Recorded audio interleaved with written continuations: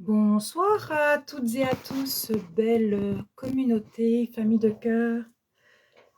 Alors, je me permets de vous informer que ce soir, nous avons l'interview avec Andrew Roger, qui ne va pas tarder à se connecter.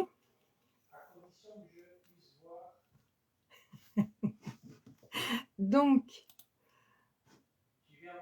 oui, j'arrive. Je mets l'ordinateur en route. Voilà, j'arrive tout de suite. Ne vous inquiétez pas, je suis là.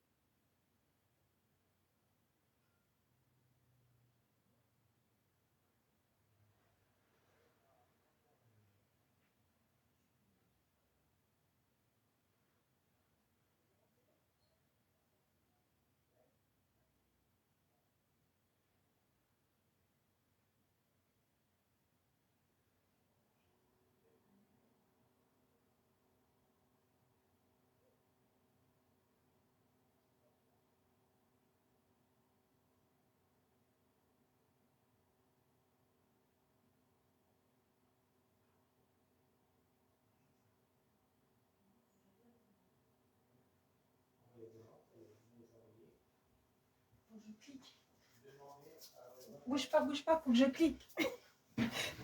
Ça y est, j'arrive. Attends, j'arrive. Voilà, ajouter.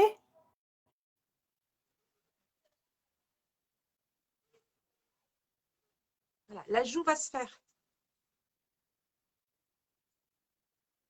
Ça devrait se faire. Voilà.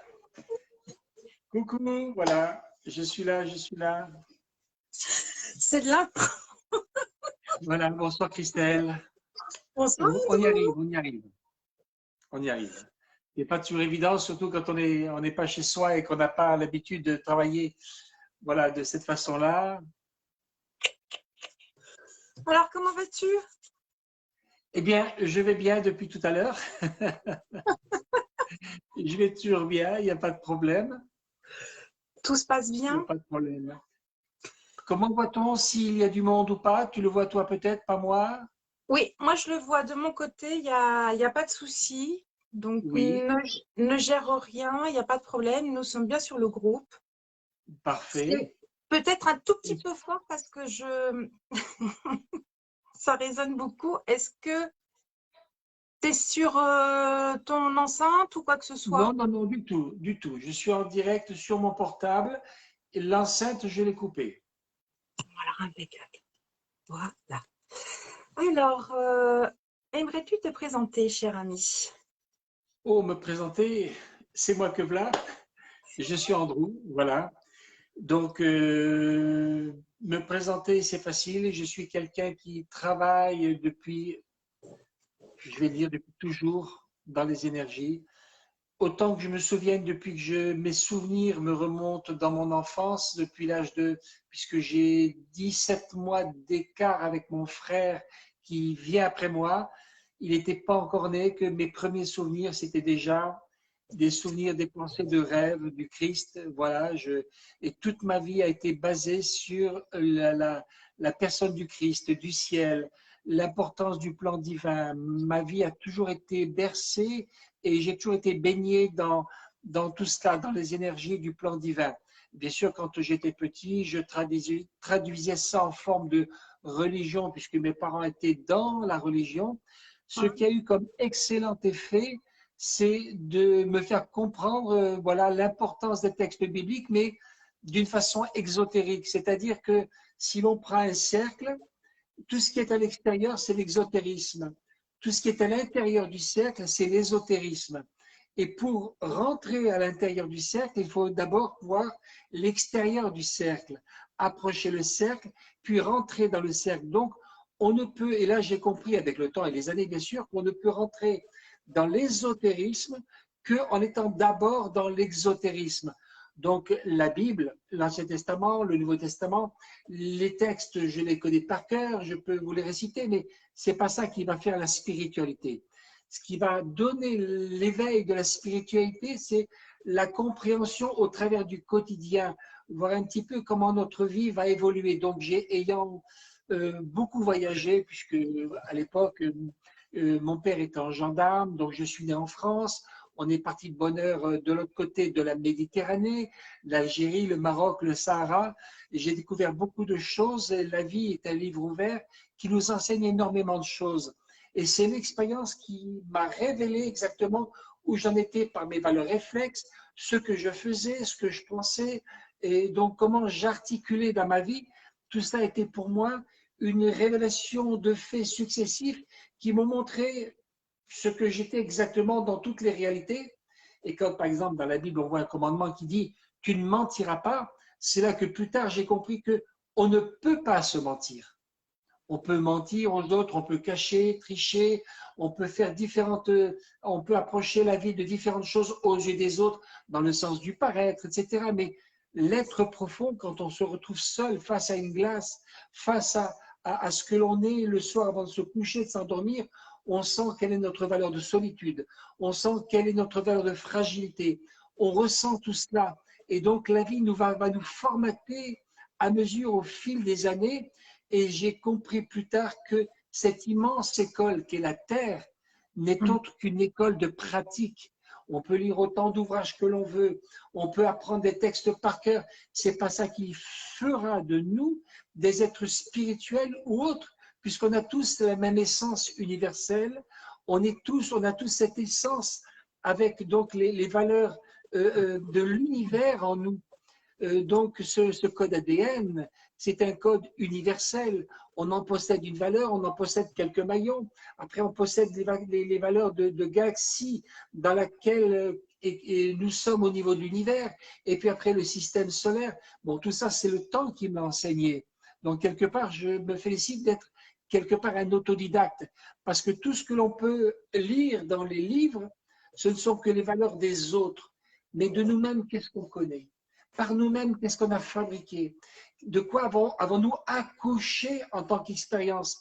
Nos crises de conscience successives qui ont donné suite à des prises de conscience ont fait de nous, hommes ou femmes, peu importe la version dans laquelle on s'est incarné, des êtres qui sont nés à une conscience plus grande, plus belle. Et on s'aperçoit que quand on a 20 ans, on ne pense plus comme quand on avait 10 ans. Quand on a 40 ans, on ne pense plus que comme quand on avait 20 ans. Et donc, c'est là où la sagesse arrive après la folie. Comme disait le roi sage Salomon, il disait « J'ai appelé la vie ma sœur ». Pour devenir l'homme le plus sage, il avait dû donc commencer par accepter d'avoir été l'homme le plus fou.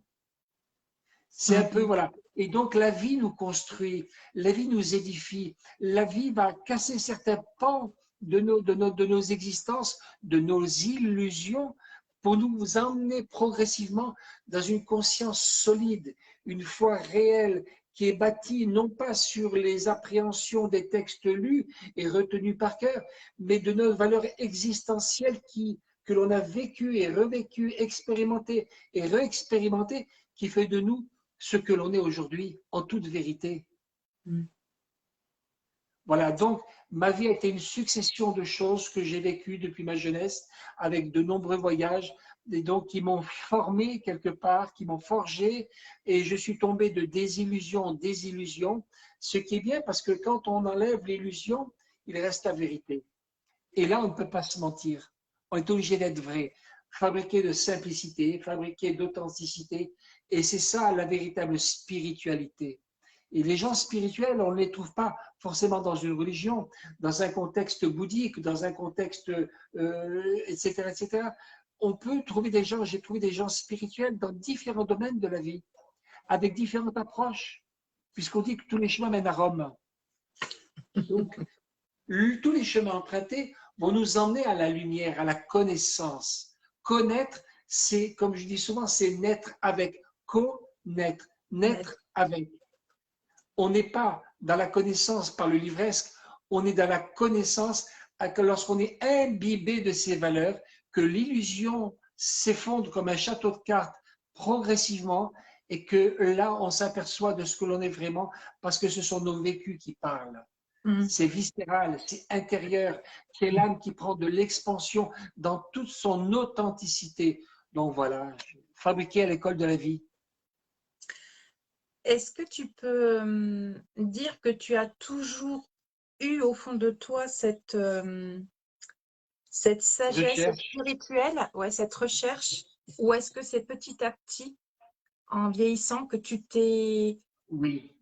plus Je, je, vais, connecté? je vais répondre, oui. En fin de compte, j'ai toujours été à la recherche, à la quête du divin.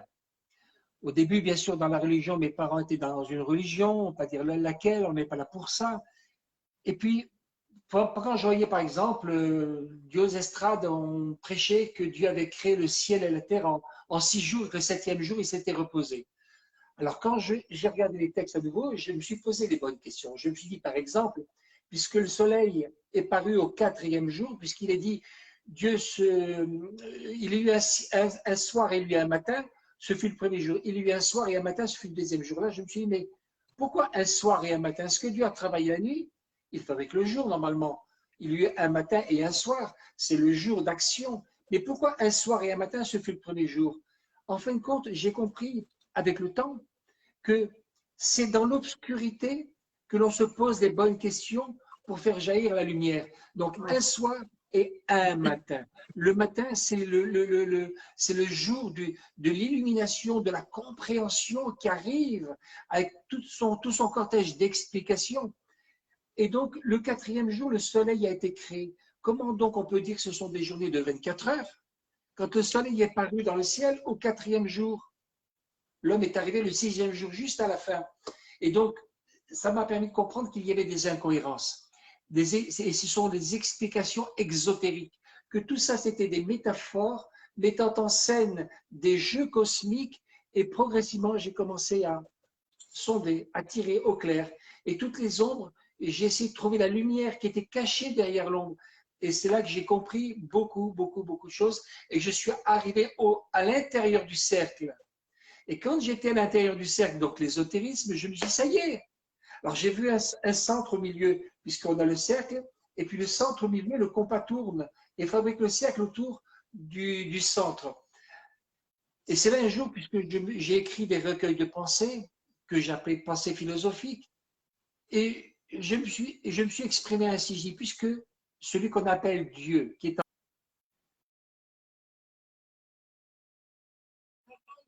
Ça a coupé. Non, ça a coupé, attends. Ajoint Ajoint Donc, ajout en cours, normalement, il y a l'ajout en cours, donc il va falloir recliquer sur le petit ajout en cours. Ajout en cours, donc rappuie sur le petit bouton ajout en cours.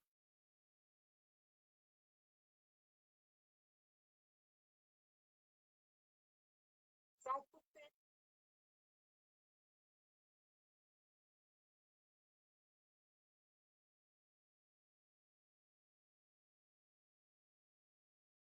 Alors, que se passe-t-il? Est-ce que ça vient pas de moi?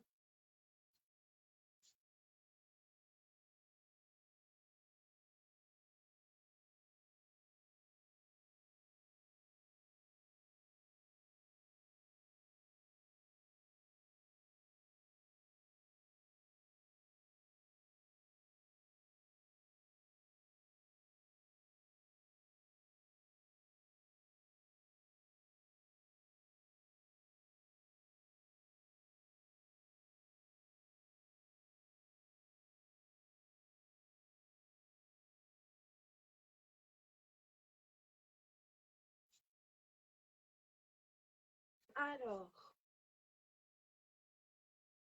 ajouter, connexion. Voilà, désolé. C'est les inconvénients du direct. On y est. Voilà, c'est les inconvénients du direct. Ça montre que c'est pas fabriqué, c'est pas monté, c'est bien. On est naturel. Et donc, arrivé à l'intérieur du cercle, je me suis aperçu qu'il y avait un centre.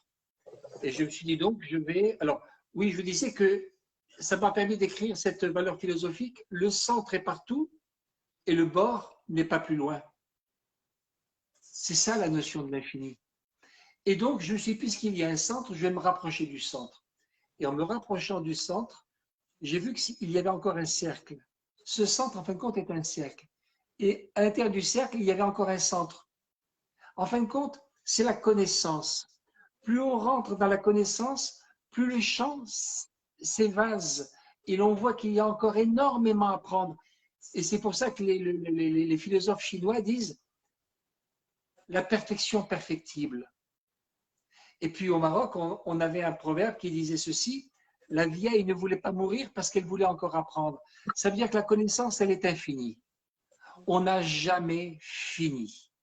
Quoi que l'on fasse, quelle que soit la spécialisation dans laquelle on se soit placé dans la philosophie spirituelle, il y a toujours encore à apprendre. Et encore, et encore, et encore. Et encore. Donc,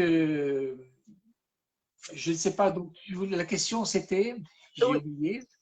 La question était, est-ce que tu as toujours eu cette connexion Merci. ou est-ce que Oui. c'est petit à petit, tu as acquis cette sagesse et tu t'es Alors, je vais te répondre, oui. Donc, depuis tout petit, depuis bébé, je peux dire, j'avais des rêves sur le Christ, sur le ciel. J'avais donc de ces rêves mystiques très puissants. Et toute ma vie, ça m'a suivi. Et j'avais l'impression que pour moi, c'était naturel, puisque tout le monde devait l'avoir, puisque j'étais comme ça. Et ça ne m'a pas empêché de faire des bêtises dans ma vie, de faire même des grosses bêtises. Mais c'est pas grave, les bêtises sont dues à l'ignorance des valeurs. On se tape sur les doigts et après on apprend que ça fait mal, donc on enlève les doigts avant de taper sur le clou. Voilà, la sagesse nous l'apprend. Donc, en même temps que j'apprenais, je me tapais sur les doigts, ça faisait très mal, je commettais des bêtises. En même temps, j'avais ces rêves prémonitoires qui me suivaient. Et toute ma vie a été faite de rêves prémonitoires, si bien que je cherchais toujours à comprendre plus loin, plus haut, plus loin, plus haut. Toute ma vie, j'ai été dévoré par cette connaissance profonde, ce désir de connaissance profonde dont j'ignorais les aboutissements, les valeurs, mais voilà, c'est un monde qui se révélait à moi. Et ce monde-là, à mesure que ma conscience a grandi dans les lois spirituelles, il fallait que je comprenne les rouages. Pourquoi l'univers fonctionnait comme ceci, comme cela. Plus tard, je suis rentré dans la science quantique. J'ai compris que, en fin de compte, le temps, l'espace, tout était interchangeable, comme disait Einstein. Et donc, à partir de là, que tout était basé sur une conscience universelle. On en saisit un bout, un peu comme le fil d'Ariane, et on essaye de remonter, pour sortir de ce labyrinthe. Quand on est sorti de ce labyrinthe, je me suis aperçu qu'on était dans un labyrinthe encore plus grand et encore plus grand. C'est parce qu'on part à la découverte. Mais en partant à la découverte de l'univers, en fin de compte, on part à la découverte de soi. Connais-toi toi-même, dit l'adage, et tu connaîtras l'univers et les dieux. Parce qu'on est une fraction de l'univers. Tu es une fraction de l'univers. Je suis une fraction de l'univers. Tout ce qui m'entoure et tout ce qui nous entoure est d'une valeur de connaissance potentielle de l'univers. Et donc, en découvrant tout ce qui nous entoure, on découvre également tout ce qu'il y a en soi. Et les valeurs d'interprétation de ce qui est en soi nous montrent en fin de compte où on en est. Tout autour de nous n'est que miroir qui nous reflète par nos réactivités, par nos réactions, qui nous montre où on en est exactement. Si bien que personne ne détient la vérité. Tout le monde détient une fraction de la vérité, une petite fraction en fonction de nos limitations qui forment nos horizons autour de nous. C'est pour ça que je comprends quand on regarde 1492 le film Christophe Colomb, il montre à son fils, il dit, tu vois le bateau où il est. Et puis après, à un moment donné, le gamin dit à son père, mais le bateau, on ne le voit plus parce qu'il est passé derrière la ligne d'horizon. Et derrière la ligne d'horizon, la connaissance s'étend encore. Donc, toute ma vie a été de plus en plus passionnante parce que j'ai recherché des dimensions autres s'étendant au-delà des horizons. Et donc, je me suis aperçu que si on s'élève, on prend de l'altitude, la ligne d'horizon recule. Donc, plus on va s'élever dans la connaissance et plus l'horizon va reculer. J'ai une question, quand tu dis plus on s'élève, Oui. peux-tu nous expliquer, parce que tout le monde n'a pas la même sensibilité, Oui. et voilà, qu'est-ce que tu peux exprimer par plus on s'élève, s'il te plaît? Hermès Trismégiste disait tout ce qui est en haut est comme ce qui est en bas, et tout ce qui est en bas est comme ce qui est en haut, et il a raison. Donc, si physiquement, par exemple, on s'élève en altitude, à l'époque, quand j'étais militaire, j'étais para. Donc, quand je voyais le sol à ras de la piste d'envol, eh bien, je voyais les arbres, l'orée de la forêt, et puis c'est tout. Et dès que l'avion décollait ou l'hélicoptère, on commençait à prendre de l'altitude. Là, waouh, le monde devient plus grand. On voit au-delà de la forêt.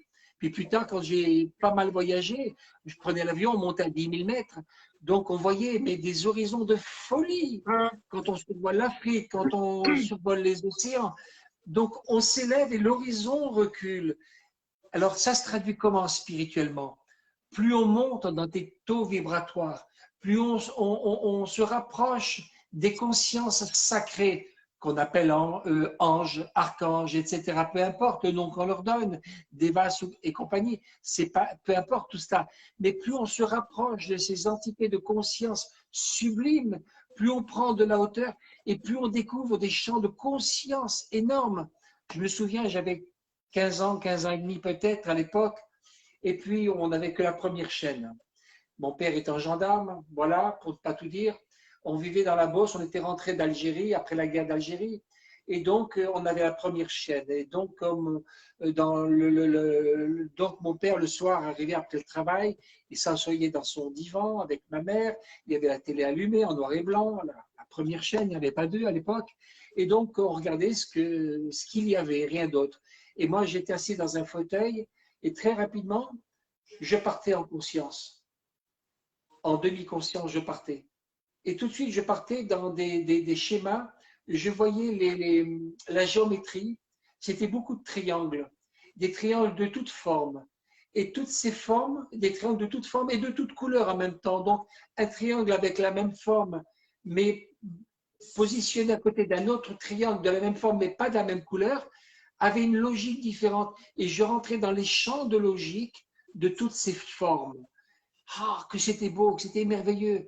Et aucune logique d'aucun triangle ne correspondait aux autres de par la forme et de par la couleur. C'était des formes et des géométries différentes, des couleurs différentes, et donc des approches de logique, de systèmes différents, des mondes parallèles. Mais pour moi, j'avais l'impression que tout le monde en était là.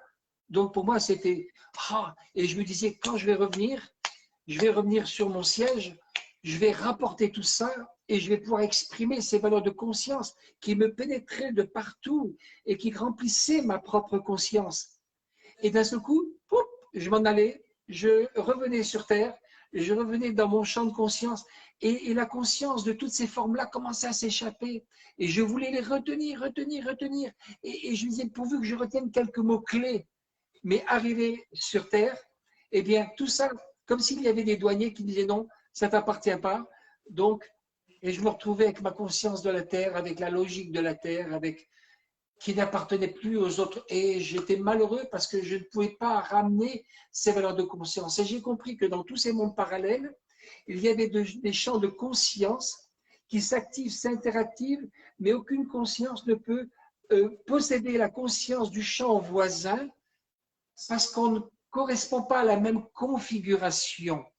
Et c'est là que j'ai compris que les champs de conscience sont multiples et multidimensionnels.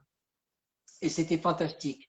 Et donc, comme je vous expliquais tout à l'heure, ça ne m'a pas empêché de faire des bêtises plus tard, mais toujours ces rêves mystiques qui revenaient, parce que en fonction de ce que l'on veut, de nos aspirations, eh bien, on dirige notre inconscient, qui pour moi est une immense parabole, en fonction de nos aspirations profondes, nos champs d'inconscience vont se diriger telle une parabole vers des valeurs de fréquence et qui vont nous informer et progressivement nourrir notre conscience.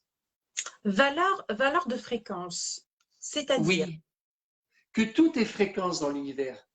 Tout est fréquence. On peut rentrer dans des valeurs de fréquence que l'on veut, comme l'on veut. Si notre conscience, et en fonction bien sûr de notre conscience, parce que notre conscience est un filtre puissant qui ne peut accepter que la valeur de son propre volume. C'est-à-dire, si tu prends un verre ou une cruche ou une bassine, tu vas sur les chutes du Niagara, tu ne pourras remplir que le verre, la cruche ou la bassine. Tout le reste va déborder. Mhm. On ne peut pas ramener autre chose que le volume de ce qui est en nous. D'où l'intérêt de grandir notre conscience jour après jour, nuit après nuit, en préparant notre nuit, en préparant notre journée, parce que la journée se forme le soir à partir de ce que l'on amène avec nous dans notre nuit. Voilà. Et donc, quand on se réveille le matin, la journée est déjà prête, qu'on le veuille ou non. Peu importe l'interprétation des rêves que l'on va en faire, la journée est prête. Donc, d'où l'importance quand on va se coucher le soir. L'importance de préparer cette nuit qui va fabriquer notre journée. Donc, les taux vibratoires. Moi, j'adore, d'ailleurs, tu l'as vu, tu l'as vérifié, j'adore mettre des fréquences. Je choisis des fréquences en fonction de ce que je vais faire, parce que les fréquences vont nourrir les murs. On sait que les murs ont des mémoires. Donc, ce sont des supports extraordinaires, des fréquences vibratoires, des fréquences musicales. Et donc, notre langage est aussi une valeur fréquentielle. L'importance des mots. Un jour, j'étais en train de parler avec un couple et la personne rentrait avec des mots vulgaires qui sortaient de sa bouche et elle m'expliquait qu'elle mangeait bio. À un moment donné, je me suis dit, arrête. Tu vois ce que je veux dire? Tu manges bio? Oui, oui. Mais est-ce que ton langage est bio? Et là, elle était interloquée, surprise. J'ai dit, tu sais que tes mots sont basés sur des fréquences vibratoires. Si ces fréquences hertziennes des mots, des pensées, des émotions n'est pas en adéquation avec ce que tu veux montrer, il y aura une valeur de dissonance. Et donc un parasitage total. L'âme sera parasitée. Si tu veux que ton âme évolue, il faut que, pas simplement manger bio, parce que disait le Christ? Il disait, ce n'est pas ce qui rentre dans votre corps qui souille le corps, donc le bio ou le non bio, mais c'est ce qui sort du cœur qui va souiller l'âme. Parce qu'on se nourrit de nos paroles, tout ce qui sort de notre bouche, c'est comme elle va trouver écho. Si je jette une pierre dans la mare va renvoyer une onde qui va venir jusqu'à moi. Et je vais devoir me nourrir des mots, des pensées et des émotions qui sortent de moi. Donc il faut que toutes les fréquences qui sortent de mes pensées, de mes émotions, même de mes plaisanteries ou de mes paroles soient bio. Parce que si tout est bio, qu'est-ce que je vais recevoir en retour une nourriture saine. Donc plus je vais rentrer dans cette dynamique de fréquence vibratoire émotionnelle, mentale, physique par les actions, par mon langage, plus donc je vais me nourrir en retour de toutes ces valeurs. Parce que les gens qui vont recevoir ces valeurs-là vont être dans la joie, dans le bonheur, dans la paix, et donc vont renvoyer à l'univers. Mais qui est la source? C'est moi. Donc forcément, je vais capitaliser tout ce potentiel qui va me revenir. Donc ça, c'est de la magie. Les gens ne savent pas, la plupart des gens ne savent pas que tous les jours, ils travaillent en magie. Une magie blanche, une magie noire, s'ils veulent s'accaparer les biens des autres, la convoitise, etc., ou une magie mitigée, grise, en fonction de la pureté de nos émotions, de la pureté de nos pensées, de nos actions. Elles sont intéressées, elles sont désintéressées. Tout cela a une importance capitale qui va freiner notre évolution ou qui va accélérer notre évolution. J'ajouterais aussi, parce que tu as cité plusieurs éléments, mais j'ajouterais aussi l'image. L'image a une énorme importance. Énorme. Énorme, parce qu'elle a un impact. L'image, en même temps, lorsque l'on regarde X ou Y image, elle peut être positive comme négative, et en plus, il y a de la mémoire. Donc, on mémorise certaines informations. Et ça formate. Et voilà. Le formatage.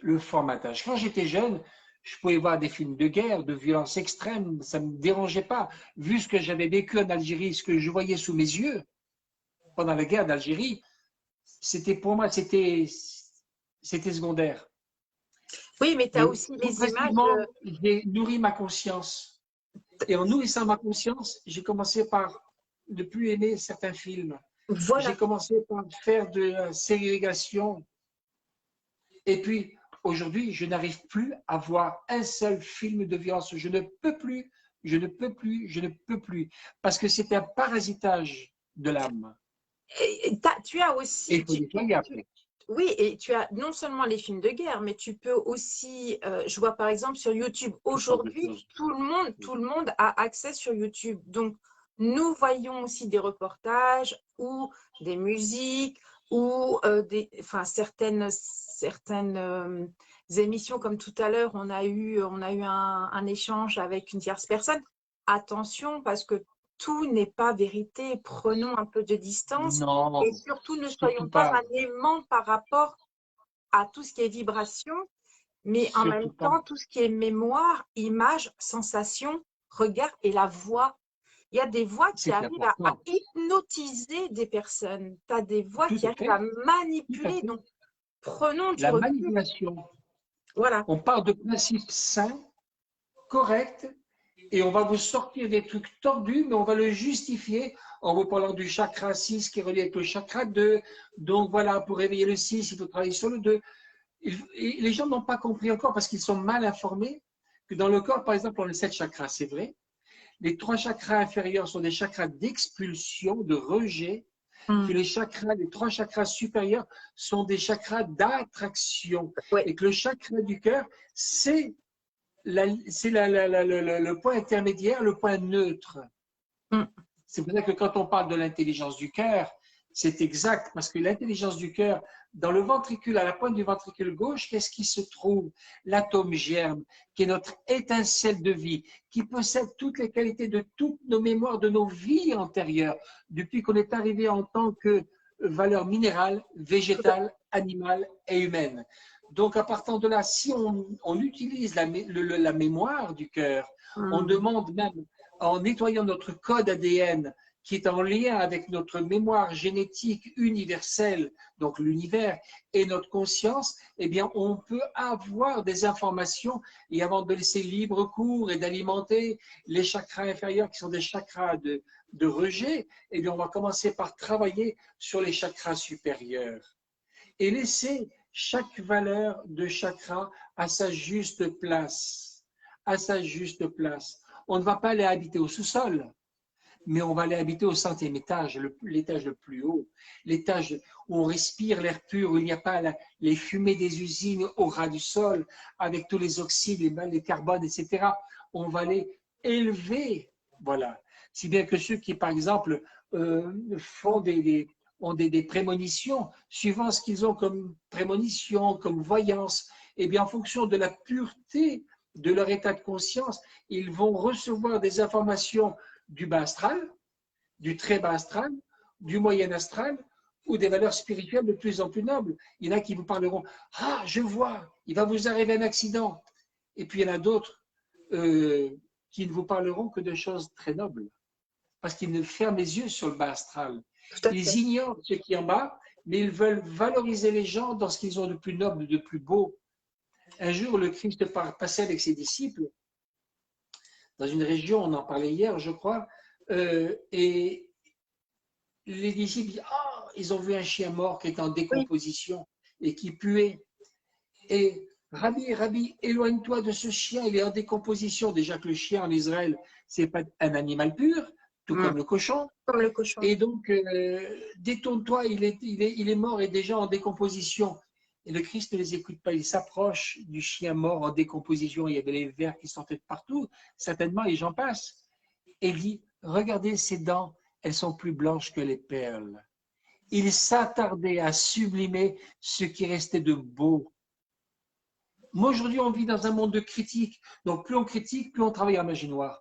Plus on salit les gens, plus on juge, plus on condamne, plus on travaille en magie noire. Et donc, forcément, tout ce que l'on sème Ce dont on nourrit les autres, on va devoir le digérer, le manger, le consommer. Après, on va se plaindre qu'on a mal ici, qu'on a mal là, qu'on a développé des cancers de ceci, de cela. Et oui, si on arrêtait de parler mal des gens, si on commençait à voir ce qui est beau en eux et dire c'est leur école, il y en a il y a des consciences supérieures qui sont là, qui veillent et qui vont les conduire par là, pour les emmener à comprendre, à les mettre dans des crises de conscience qui vont leur permettre d'accoucher de ces valeurs de conscience. Et quand ils verront cette valeur de conscience naître, waouh, ils vont s'élever d'un pas, s'élever d'un pas. Mais comment on était il y a 2-3 incarnations? Moi, je sais comment j'étais, c'était pas beau à voir. Comment je peux juger aujourd'hui ceux qui passent par le chemin par lequel je suis passé dans les incarnations précédentes? Je ne peux pas les juger. Je ne peux pas les considérer comme des gens arriérés. Je ne peux que les aimer parce que considérer les gens comme des arriérés, mais l'univers, dans les sciences quantiques, on apprend que le temps et l'espace sont interchangeables, que le temps n'existe pas, que pour des valeurs relatives et fermées, confinées, c'est le confinement, le temps et l'espace. Mais hors du temps et l'espace, le temps est infini. Il est infini. Donc, je ne peux pas juger ces gens-là parce qu'il y a 2, 3, 4, 5 incarnations, j'ai fait pire qu'eux. J'ai fait pire qu'eux, moi, Andrew. Quand tu parles de magie noire, tout de suite, il y a des personnes qui vont se dire ah ben la magie noire, c'est avec des bougies. Non, ne serait-ce qu'avec notre pensée, notre parole et critiquer, c'est déjà la magie noire. C'est déjà un acte de... Alors, magie, c'est peut-être chacarder dans un magasin, prendre un truc et le voler, c'est déjà de la magie noire. Parler mal de l'autre, critiquer, c'est de la magie noire. Puisqu'au lieu de l'élever, on l'enfonce. Et en plus, on le bloque dans un état de conscience qui nous rend responsables et on va payer une valeur de karma. C'est pour ça qu'il est bon de retourner dans notre passé et de voir tous ceux à qui on a fait du mal par les mauvais propos et de demander pardon à ces âmes-là de tout notre cœur, pas simplement d'une façon artificielle, par principe, non, le pardon du cœur. J'ai parlé mal de toi, j'aurais pas dû. Parce que qu'est-ce que j'ai fait dont je ne me souviens pas et qui est peut-être pire que ça. Alors de tout mon cœur, je te demande pardon. Question par rapport à justement à ce qu'on vient de dire à l'instant, par rapport aux mots. MOTS ou la critique ou le jugement. Oui. Penses-tu que ça peut avoir une résonance ou un effet miroir sur la personne qui est en face? Penses-tu que ça peut avoir un impact explosif pour les, je sais pas, pour le futur, par exemple? Mais bien sûr, puisque j'handicape la personne qui est en face en disant oui, tu as vu comment tu es, tu te comportes, c'est pas bien, que pensent les tiens, ils te le disent pas, mais ils en pensent pas moins, parce que tu es trop ceci, tu es trop cela, tu es trop dans l'alcool, tu es trop dans ceci, dans cela. Mais on les bloque parce qu'on les juge. Et donc, on les encourage à faire pire. Pourquoi? Le fait de parler du mal, c'est nourrir le mal. On nourrit le mal. C'est la cortexie, c'est l'écorce de l'arbre. On le nourrit, on fige la personne dans une valeur. On nourrit le mal en citant le mal. Même si on dit c'est pas bien de faire ça ou ça c'est déjà le mal. Parce qu'on le cite et on le nourrit. Alors que si on se penche sur une bonne chose qu'il fait, on dira ah, ce que tu as dit là c'est formidable. On l'encourage à aller plus loin, plus haut. Alors, exemple, on a une personne qui est narcissique et qui est alcoolique. Comment qui est alcoolique? Un exemple qui est vraiment... Là, c'est un exemple lourd hein, quand même. Oui. D'abord, savoir d'où vient l'alcoolisme. Comme le tabac. D'où vient le tabac? On sait que les émotions sont reliées à l'élément eau. La personne qui boit, c'est parce qu'elle a une blessure émotionnelle existentielle, un vide profond qu'elle cherche à le noyer dans l'alcool. Alors plutôt que de critiquer et dire tu bois, lui dire comment était ton enfance avec papa, avec maman? Et là, la personne va pleurer. Qu'est-ce qui s'est passé? Et là, on va donc commencer à creuser, aller au fond, lui expliquer. Et la personne peut même se sentir libérée. Et donc, elle n'a plus besoin de boire. Et donc, elle va affronter la vie avec de nouveaux outils. La personne qui fume, ouais, tiens, fumeur, 2 paquets, 3 par jour, tu as vu tes poumons, ça va devenir un bloc de bois. Comment tu vas mourir avec un cancer des poumons? Mais c'est pas ça. Le tabac, c'est quoi? C'est de l'herbe, c'est une herbe, puisque c'est une plante qui pousse. On prend, on fait sécher les feuilles, et tout ce qui est air, tout ce qui est végétation, c'est relié à l'élément air.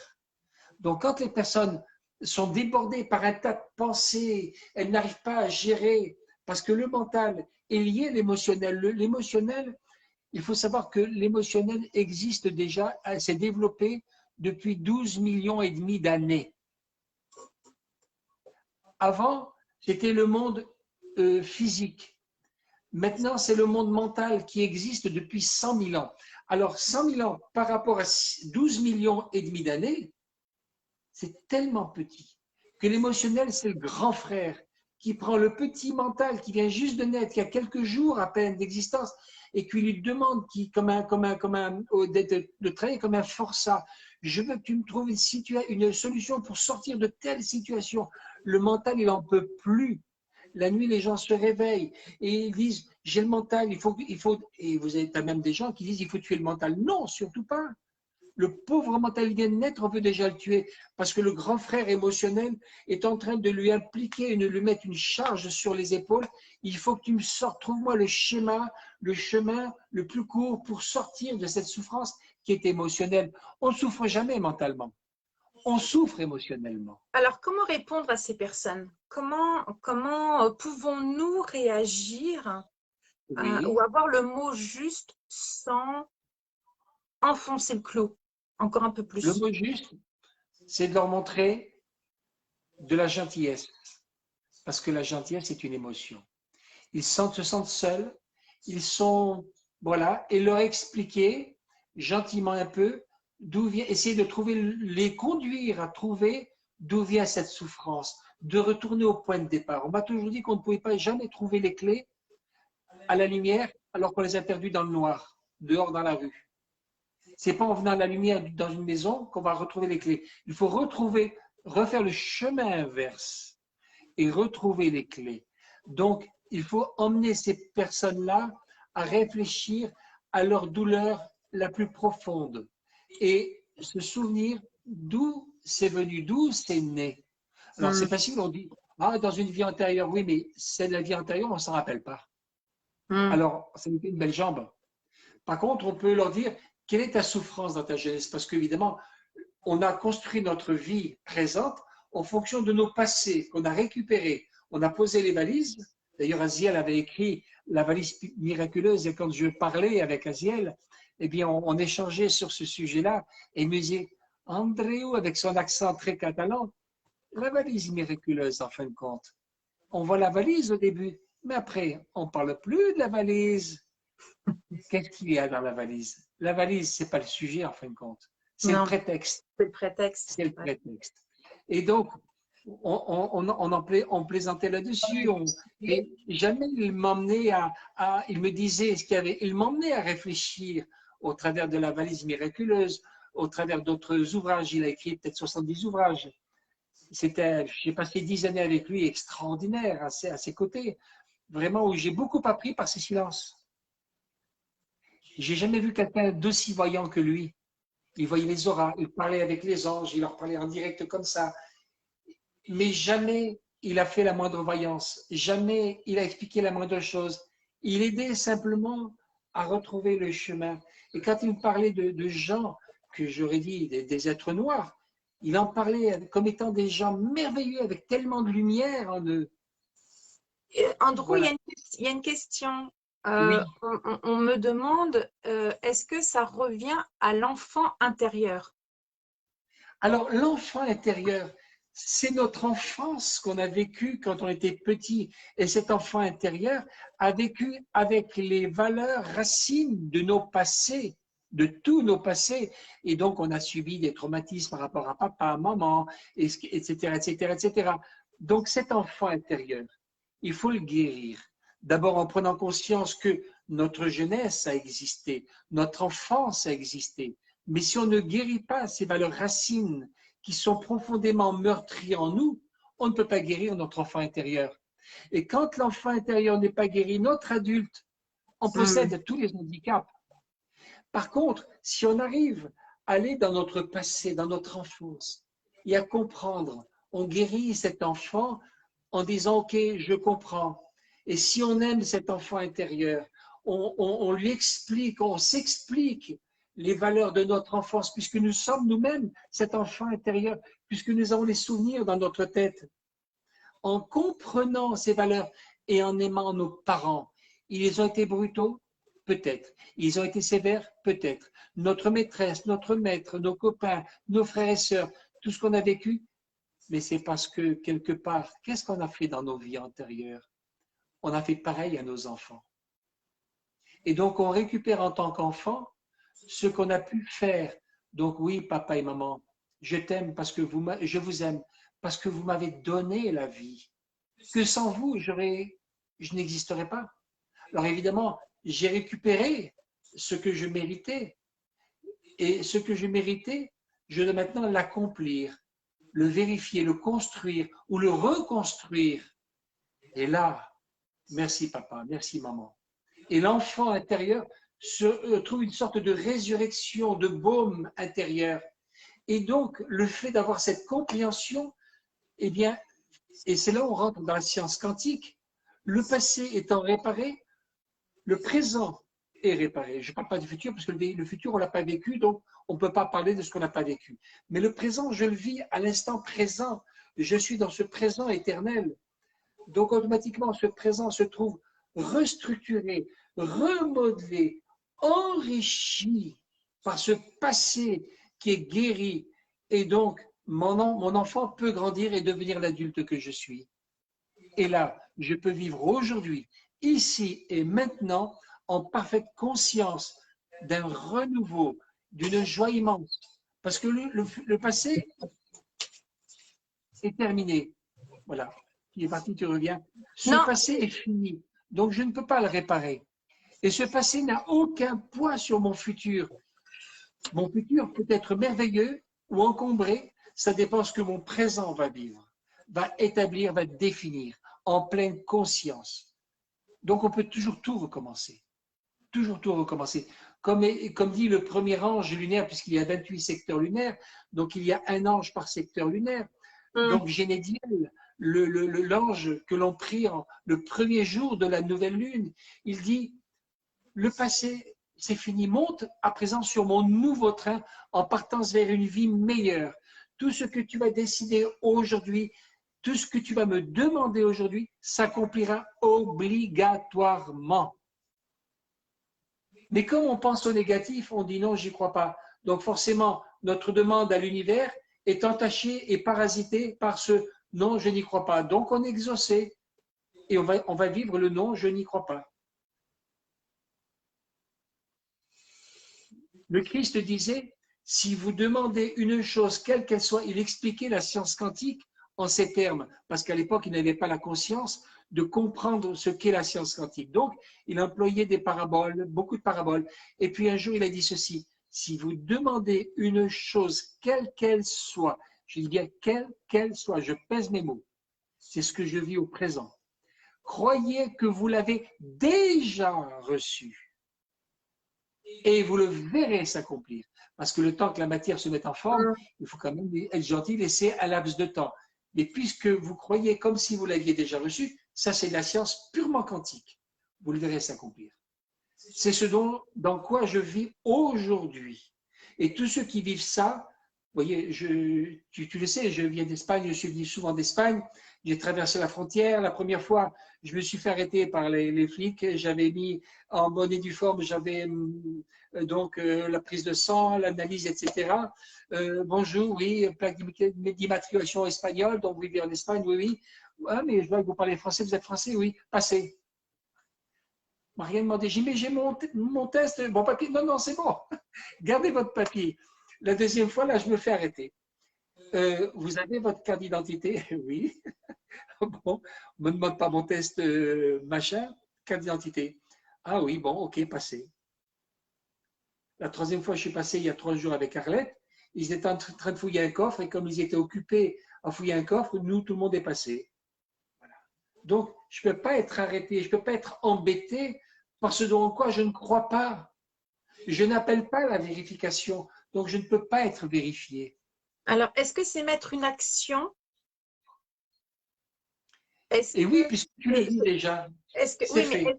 est-ce que tu mets l'action par la pensée ou est-ce que Oui, tu oui. simplement tu te dis je vis ici et maintenant et arrivera ce qui arrivera?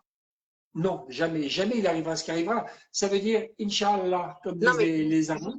parce qu'il y a Et des le gens. Inch'Allah, eh bien, ça correspond au doute qu'on peut avoir dans la tête à ce moment-là. Je vais peut-être me faire arrêter, contrôler et refouler en payant 600 euros, pardon, 150 ou 600 euros d'amende, je ne sais pas.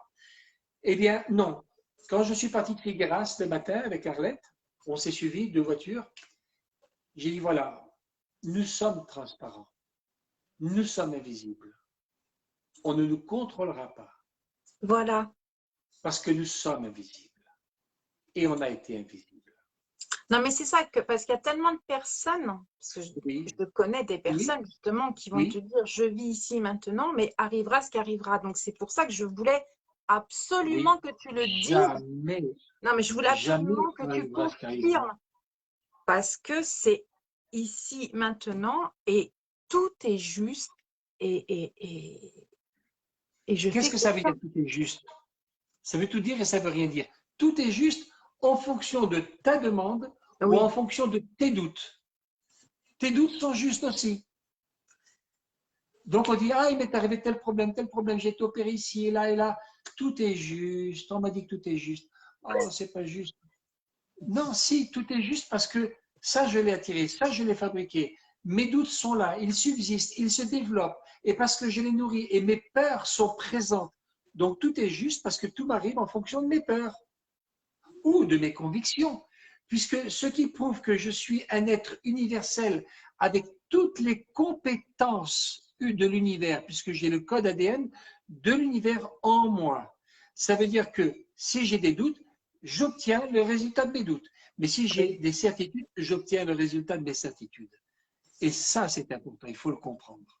Donc tout est juste, oui. tout. Je sais que tout est juste. Ce que je crois et que je crois comme étant une chose arrivée déjà par anticipation, c'est fait et accompli, il ne peut pas m'arriver autrement. Il ne peut pas m'arriver autre chose. Sinon, ça veut dire que j'ai des doutes. Oui, mais et si ce n'était pas vrai? Et si je me trompais? Bon, c'est fini. Ça va être parasité. Il y aura avortement. Tu disais tout à l'heure, et ça m'a parlé bien entendu, lorsque tu disais le soir, lorsque Oui, l'on se couche, on prépare la journée du lendemain. Peux-tu oui, nous expliquer euh, comment bien préparer la journée, ce oui. jour qui va naître? Qui naît le euh, soir. voilà, Ainsi, il y a un soir et lui un matin, ce fut le premier jour. c'est ça. C'est exactement ça. Et donc, comment je prépare ça? Je fais une rétrospection. Je passe en revue toute la journée, action après action. Et je regarde tout ce qui a été mal dit, tout ce qui a pu faire, qui a pu blesser. Quand les gens fait, ils se sont retenus, c'est que quelque part, j'ai pas bien agi. Donc, je vais revisionner la phase, je vais repasser le film, revoir la scène et dire, OK, j'aurais pas dû faire comme ça, comme ça et comme ça, mais j'aurais dû faire comme ça, comme ça et comme ça. Et je demande pardon à cette personne parce que je l'ai blessée. Ou là, cette action n'a pas été bien faite, mais j'étais dans l'ignorance et donc j'ai mal fait. OK, maintenant j'ai compris, je ne ferai plus comme ça, je ferai autrement. Et comme je ferai autrement, c'est une valeur de repentance, entre guillemets, puisque inconsciemment, on n'a pas bien fait, donc on ne va pas recevoir un jugement pour ça. Mais parce qu'on est décidé à faire mieux, on nous représentera la chose le jour suivant, ou la semaine, ou le mois suivant, pour voir si on a compris la leçon et on va améliorer. Mais il n'y aura pas de jugement.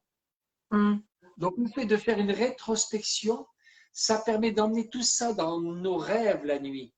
Et comme c'est la nuit que notre corps astral, notre âme s'en va pour se recharger, se ressourcer et réparer le corps, eh bien, à ce moment-là, le corps physique, à ce moment-là, on emmène aussi ces valeurs de remise en question et dans la vie que l'on vit en parallèle, parce que la nuit, on appelle ça la petite mort. Eh bien, donc, on va restaurer, régénérer, apprendre, conscientiser et ramener, et un pas après l'autre, jour après jour. On ne peut pas tout faire d'un coup. Paris, c'est pas fait en un jour. Donc, c'est comme ça que je fais. Jusqu'au jour où après, pour finir, eh bien, on n'attend pas le soir pour faire la rétrospection. La rétrospection se fait action après action dans la même journée. Aujourd'hui, j'explique à qui veut l'entendre que on peut même arriver, c'est ce que je pratique, je suis ici et maintenant, c'est vrai, présent avec vous toutes et vous tous, mais en même temps, je suis à l'extérieur de moi et je m'observe en train de penser, de réfléchir, de parler et je regarde, je scrute mes émotions pour régler au mieux en même temps, pour être le plus juste. Et comme je ne suis pas parfait, donc j'essaie de remettre, quand j'ai commis une petite erreur 10 minutes après, je vais essayer de la réparer, de restaurer pour que tout soit le plus clair possible en fonction de ma petite connaissance, bien sûr. Enfin, ta petite connaissance, c'est vrai que… Je ne suis pas un ange, hein, et je ne suis pas un maître. J'ai du boulot, beaucoup de boulot. Mais voilà, ce que je le fais avec mon cœur. Ce que je sais, je le donne avec mon cœur, parce qu'on est tous des cellules du grand corps de l'humanité, qui est aussi elle-même, cette humanité, une cellule du corps divin.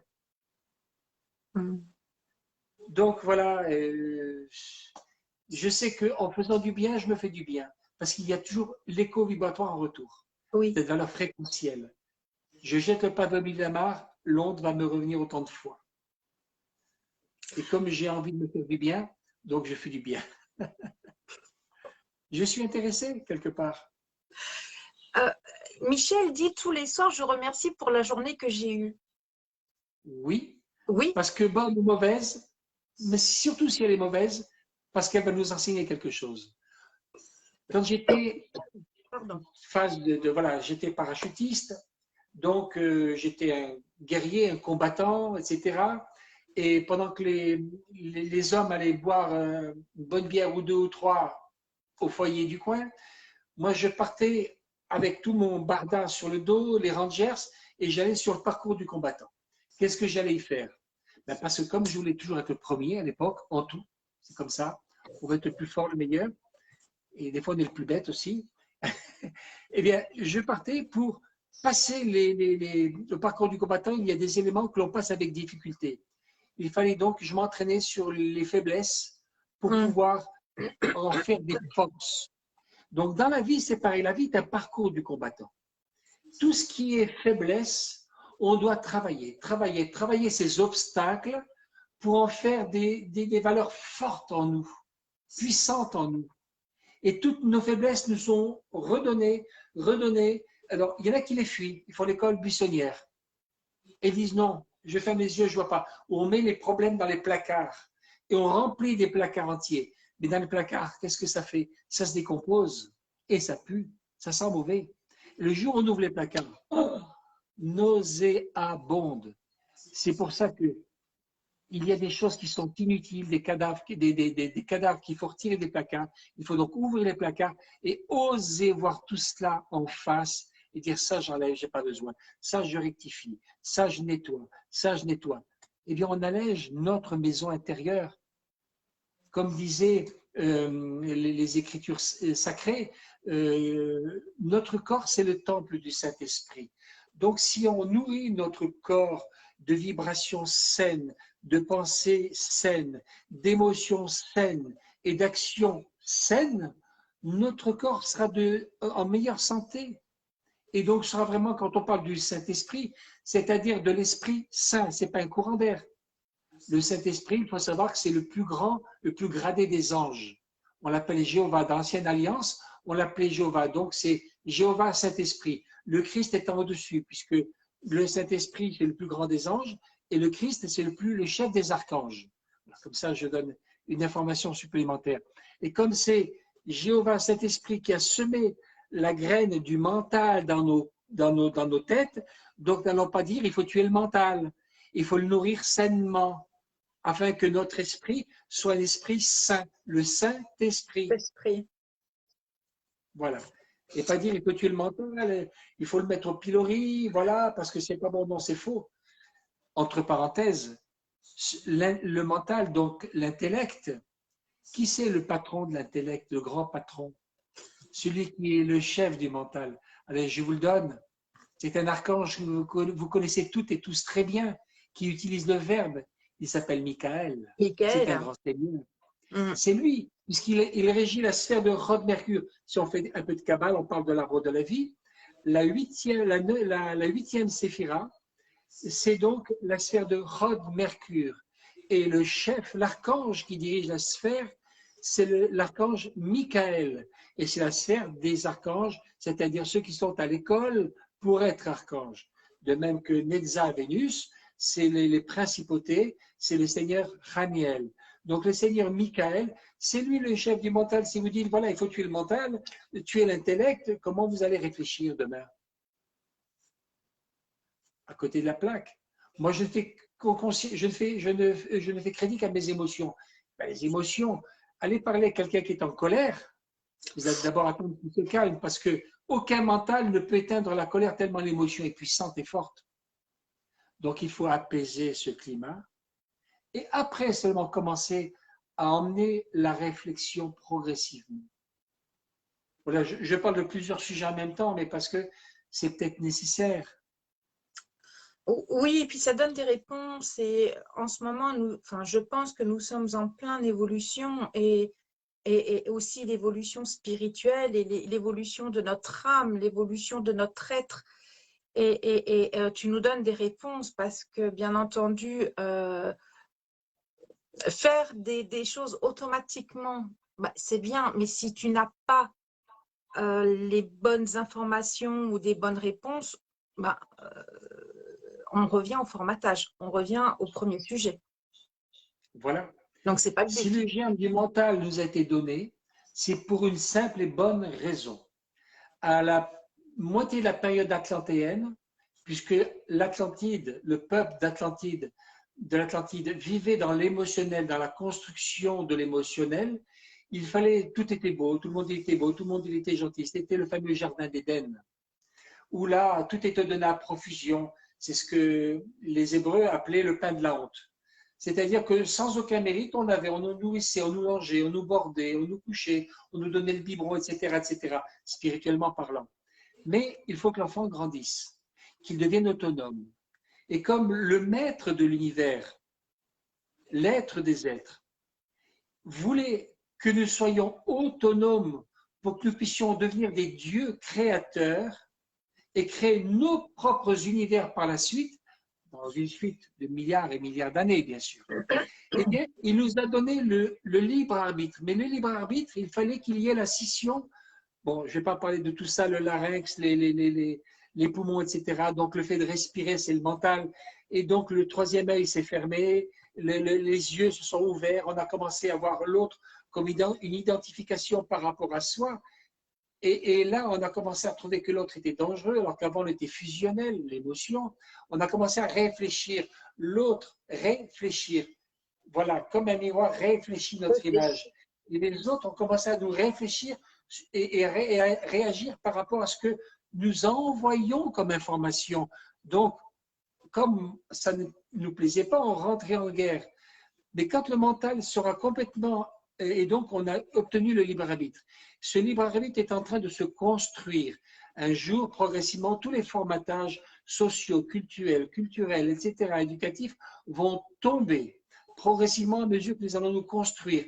Et là, nous reviendrons dans une émotion, mais une émotion réfléchie.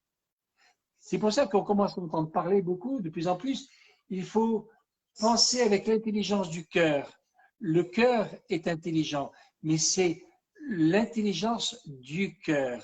C'est-à-dire qu'avant de partir au quart de tour sous l'impulsion de l'émotion, on réfléchit aux conséquences et on agit en conséquence. Le cœur est intelligent. C'est le cerveau le plus développé, mais ça, les gens ne le savent pas encore. On ne réfléchit pas avec sa tête, on réfléchit avec... On doit réfléchir. La tête, le mental, il est fait pour les 5 sens. Je conduis, je vais à Paris, c'est un GPS sur le plan physique. Mais quand on est dans les hautes sphères, le mental n'est plus là. Quand on reçoit les informations, ce sont des livres ouverts qui nous informent de telle chose, telle chose. On est capable, en quelques mots, de recevoir des ouvrages entiers, un peu comme une clé USB qui met des programmes. C'est comme ça que ça se passe. Un jour, les enfants naîtront, ils n'iront plus à l'école parce qu'ils naîtront avec le savoir, parce qu'ils seront ouverts à la conscience supérieure. Mais déjà, tu parles des enfants, je trouve que la nouvelle génération, elle est beaucoup plus ouverte que la mienne ou la tienne ou celle d'avant. Elle est en plein éveil, elle est en pleine sensibilité, enfin, Oui. je pense. Et les petits-enfants de nos enfants, ce sera peut-être nous qui nous réincarnerons. Tu verras la différence d'avec aujourd'hui et même d'avec nos enfants. On est rentré dans l'ère du Verseau, une ère qui est merveilleuse, pleine de promesses, où l'amour universel va renaître de ses cendres, mais beaucoup plus beau, avec un mental complètement ouvert. Et donc, on sera dans le partage parce qu'on comprendra que de rendre service aux autres, ça nous rend service. On aura tellement cette sensibilité de l'autre en nous qu'on sera tout de suite, on aura mal en même temps que l'autre. Donc, on va le guérir, le soigner, le restaurer pour être restauré et guéri. Ce sera une fusion totale. Cette ère du Verseau, c'est une ère d'ailleurs où on va retrouver le fameux retour du Christ. Mais ça, j'en parlerai une autre fois. C'est extraordinaire. Et donc, on va connaître une mutation, on se prépare à cette ascension, mais cette ascension qui doit se faire d'abord dans notre plan de conscience. Notre conscience doit ascensionner. On peut être dans ce corps physique, mais avoir déjà franchi quelques étapes. Alors, voilà. Je t'interromps parce qu'il y a quelqu'un qui dit, toi tu parles de conscience et il y a une personne qui dit l'empathie. L'empathie, c'est un... Imaginez que, je parlais de l'amour. L'amour, c'est un grand bâtiment, un immense building avec différents étages. En bas, on a la cave, les souris, les rats, les poubelles, on a tout ça. Et plus on va monter dans des fonctionnalités spécifiques de l'amour de ce grand building. L'empathie, ce n'est pas encore l'amour universel. C'est déjà ce rapport humain avec l'autre, les autres, cette empathie, mais que les gens trop souvent aujourd'hui confondent avec la sensiblerie. Tout à fait. L'empathie n'est pas sensiblerie. Attention au piège. Parce qu'en fin de compte, la sensiblerie tient compte de nos propres émotions de souffrance, rapport à nos manques intérieurs. Et il y a des gens qui servent d'éponge. Ils vont éponger les problèmes des autres parce qu'ils sentent qu'ils sont obligés, sinon ils ne seront pas spirituels. C'est pas ça la spiritualité. La spiritualité, c'est écouter. Écouter, c'est déjà de l'empathie. Mais sans pomper, sans se faire pomper non plus. Ne pas rentrer dans le problème. Si l'autre a un problème, c'est son problème. Mais par contre, lui donner les outils. Ce n'est pas parce qu'une personne se noie que je vais me jeter à l'eau et même si je suis maître nageur, je vais me laisser couler par empathie. Non, je vais lui jeter la bouée de sauvetage, le tirer hors de l'eau, mais après lui apprendre à nager. Ça, c'est la véritable empathie. L'empathie, c'est de l'amour intelligent, dans le respect de ce que l'autre a à faire pour progresser, mais sans se noyer nous-mêmes dans son eau trouble. Ça, c'est de l'empathie. Je pense que ça a dû répondre à... Patricia. Robin dit empathie et compassion. Compassion. Ah, l'empathie, l'écoute, je dirais, c'est ce que j'ai expliqué, être à l'écoute d'eux et aider, avoir de la patience. Ça fait appel à tout cela. La compassion, c'est quand on voit que la personne est en train de couler, là, on va se jeter à l'eau, on va la sortir de l'eau. Il faut la sortir de l'eau. Voilà. Je ne peux pas la laisser couler. Mais si je prends une corde, je m'attache parce que je ne vais pas couler avec non plus. Donc, je reste intelligent. La compassion, c'est venir en aide. Venir en aide. Il y a des gens qui appelaient au secours et je suis venu en aide parce qu'il y avait vraiment un appel au secours avec l'envie de sortir des problèmes et d'évoluer. Parce qu'il y a des gens qui crient au secours mais ils n'ont pas envie d'évoluer. Un jour, il y a un homme qui, au secours, au secours, au secours, pendant 2 ans, 3 ans. Je lui ai expliqué 1 fois, 2 fois, 3 fois.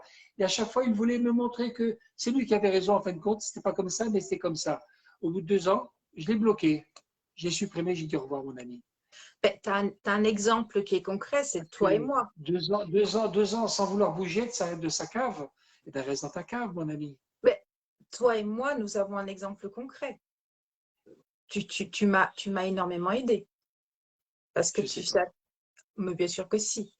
À un moment donné, à une époque de ma vie, j'étais quand même pas si ouverte. Et c'est vrai que nous avons beaucoup discuté. Et ben, tu m'as tiré, tu t'es attaché, oui, tu m'as lancé une corde et j'ai voulu avancer.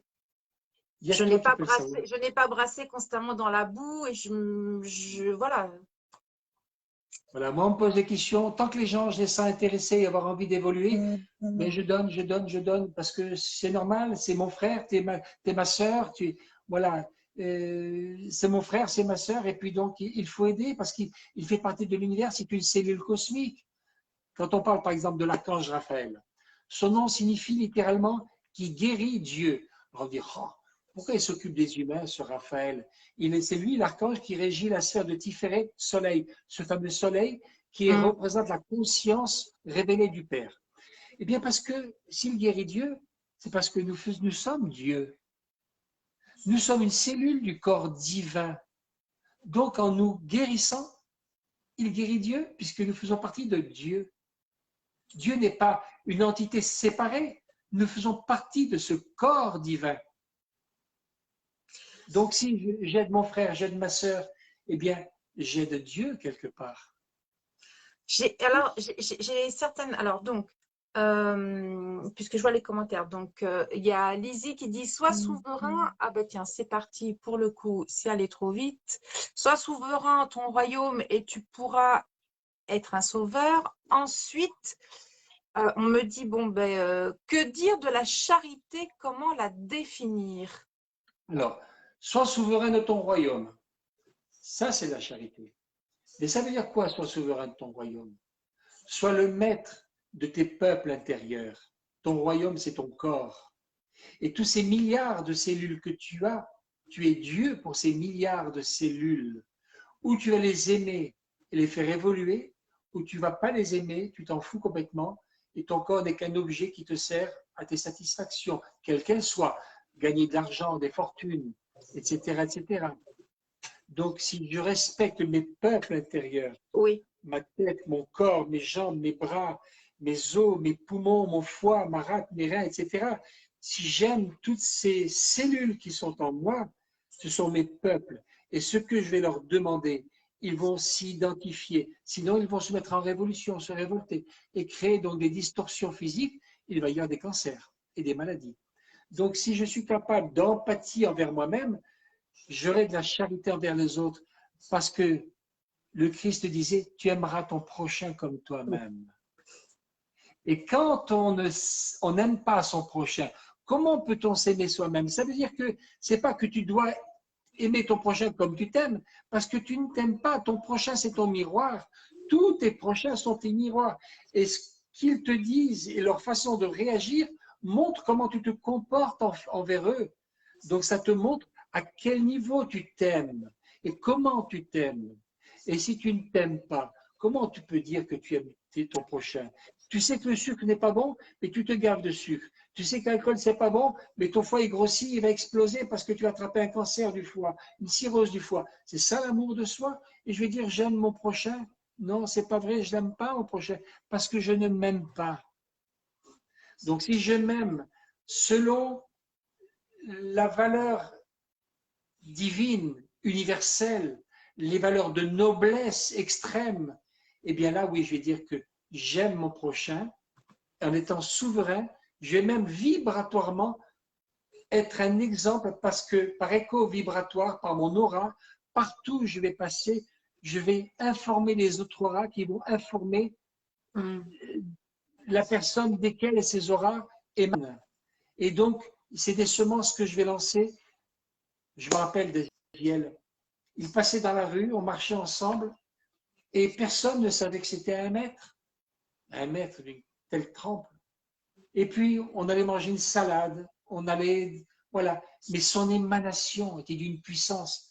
Ça me rappelle un jour, j'étais parti, donc, à l'époque, on était parti à Paris faire un week-end de conférence. Et donc, voilà, Aziel venait et au lieu de s'asseoir à côté de moi ou de parler, il était dans la salle. Et moi, j'avais honte parce que je me disais, c'est moi qui parle alors que c'est Aziel le maître. Et puis, je parlais, j'expliquais. Et puis, il y avait une personne qui était là et qui est à côté d'Aziel. Aziel, pas un mot de la journée. Le soir, elle est rentrée chez elle, cette personne-là. Elle n'est pas revenue le lendemain parce qu'elle avait du travail. Elle était pharmacienne, donc elle avait des obligations, pardon. Et 8 jours, 10 jours après, 15 jours après, elle nous a téléphoné. Elle nous a dit, je suis bouleversée, vous ne pouvez pas savoir à quel point. Qu'est-ce qui s'est passé? J'étais assise à côté d'Aziel. L'énergie qui émanait de lui était telle que j'en suis bouleversé. Je ne tiens plus depuis ce jour-là. Sa conscience a totalement changé. Rien qu'au contact d'Aziel, l'aura, les auras s'informent. On n'est pas obligé de parler parce que les gens peuvent se bloquer, se retourner, dire ça ne m'intéresse pas. Mais on ne peut pas empêcher les auras de communiquer, de s'informer, d'échanger. Et on peut bouleverser des âmes, rien que parce qu'on monte dans un bus, on sort à côté d'une vieille dame, d'un monsieur, d'un enfant, et qu'il y a des choses qui s'échangent. Les auras, puisqu'elles font minimum 3 mètres, quand on est dans un bus ou dans le RER ou le TGV, on est serrés les uns contre les autres. Et c'est balèze, il y a des informations qui passent, très puissantes. Donc si on s'occupe de nous, on devient des témoins silencieux, des sentinelles silencieuses, des guerriers de lumière silencieux et silencieuses, et on apporte un bien fou sans être obligé de paraître. Alors, j'en profite. Si vous avez des questions, profitez-en parce que on vous laisse encore un peu de temps. Ah ben tiens, il y a une personne qui demande la guérison par échange de vibrations. Moi, je voulais demander, on dit que tout est énergie et tout est vibration. Donc, quelle est la différence entre tout est énergie et tout est vibration? Et puis, pour répondre à la question si Patricia, la guérison par échange de vibrations, qu'est-ce que tu en penses? Et si vous avez d'autres questions, allez-y, parce que dans quelques temps, nous allons arrêter. Voilà. Ce que je vais dire est important. On ne peut pas soigner quelqu'un sans son consentement, parce qu'il a son libre arbitre qu'il faut respecter. Maintenant, il y a des façons d'intervenir où on n'a pas besoin du libre arbitre et on peut intervenir. Je prends un exemple tout bête. L'échange de vibrations est très important. On travaille dans le quantique. Un jour, j'étais en train de quitter Paris et je roulais vers Strasbourg. J'étais dans une foire internationale avec mes fameux minéraux. Et donc, dans le train, il y avait un monsieur, plusieurs sièges devant, dans le wagon. Il toussait, il toussait, il toussait, il toussait, il toussait. Il n'en pouvait plus. Et ça gênait, ça perturbait tout le wagon. Alors, j'ai dit, qu'est-ce que je fais? Eh bien, je vais intervenir non pas pour lui parce que je ne lui ai pas demandé sa permission, mais parce qu'il perturbe tout le monde et qu'il y a besoin de retrouver une harmonie générale. Donc, j'ai fait un petit travail de 2-3 minutes et le monsieur s'est calmé, il s'est arrêté et on ne l'a plus réentendu jusqu'à Strasbourg au moins. Après, je ne sais pas où il a été. Ce qui veut dire que l'échange vibratoire se fait par la pensée, par l'émotion qu'on libère. Vous pouvez le faire, il n'y a aucun problème. Mais il faut que vous soyez persuadé que ce que vous demandez se fait. à condition que les personnes déjà soient consentantes, sauf si vous rentrez dans un champ de perturbation générale. Et là, vous pouvez intervenir pour rétablir la paix et l'harmonie générale. Mais il faut que vous soyez sûr que ce que vous allez faire est suffisamment important pour infléchir la vibration qui vient contre vous. Sinon, vous allez prendre plein la tête pour pas un roi, comme je dis souvent. Voilà. Il faut sentir déjà l'approbation des maîtres de lumière. Si on a, en pensant à ce que l'on va faire silencieusement, sans avertir personne, sans en étaler, on n'est pas là pour étaler. Si on sent qu'on a l'autorisation des plans supérieurs, alors on peut. Parce qu'eux sont d'accord, on est d'accord. Mais si eux ne sont pas d'accord, n'intervenons pas. Autre question. Comment arriver à avoir une telle sagesse, des astuces pour des néophytes archi-débutants? Les néophytes archi-débutants, c'est comme lorsque je pratiquais le judo, j'ai commencé par la ceinture blanche. Mais au moins, j'avais une ceinture. Au moins d'avoir une ceinture blanche, je savais que j'étais un novice total. Et après, eh bien, il y a un travail à faire. Un travail de tous les jours. Il faut bien commencer un jour. Donc, on commence un jour pour devenir un jour une ceinture noire, par exemple. La ceinture, quand on est ceinture noire, c'est la ceinture, le noir du deuil. On sait qu'on est capable de tuer, on en a conscience et on continue. Et deuxième dan, troisième dan, quatrième, d'un seul coup, on arrive avec une ceinture blanche et rouge. Le rouge de la vie, du sang, mais le blanc de la pureté. Tiens, elle est plus grande que la ceinture blanche initiale. Et jusqu'au jour après, on passe encore des degrés et on devient ceinture blanche totale. Et là, c'est celui qui sait que le seul ennemi qu'il avait à détruire n'était pas en face, mais il était à l'intérieur. Donc il devient un maître, un sage. Il sait qu'il ne risque plus de se battre. D'ailleurs, il ne se bat plus, puisqu'il a vaincu le seul ennemi qu'il avait à l'intérieur, ses tendances. Alors, c'est comme ça qu'on utilise la sagesse. qu'est-ce que tu pourrais dire plus simplement à cette personne pour qu'elle acquiert une certaine sagesse, ou par où elle peut commencer, ou Par commencer par voir tout ce qui la dérange chez les autres. Et point après point, ça peut mettre des mois, voire des années, c'est pas grave, mais plus vite on commence, plus vite on y arrive. Ça me dérange. Pourquoi ça me dérange? Essayer de comprendre, de trouver la racine. Et quand on a compris, waouh, on a acquis un point. On est monté vibratoirement, on est monté spirituellement. Parce que la spiritualité, c'est pas de lire le Tao, c'est pas de lire la Bible, de lire le Coran, de lire tous ces écrits-là. C'est bien, ce sont des poteaux indicateurs, c'est très bon, mais c'est écrit par d'autres.